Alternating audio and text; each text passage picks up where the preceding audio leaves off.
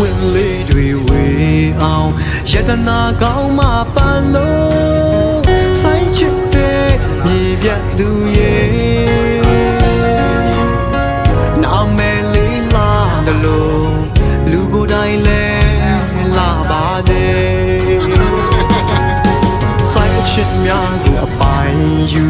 ယတနာတယောက်မှပြောလို့ရှမ်းစကားလဲသူတက်နေပြီကျင်လာဆုံးသူကိုရတဲ့လုံးချစ်ဖို့ရွယ်ပါသည် ဒီလိုနေဘူးရနေမှချက်ပဲ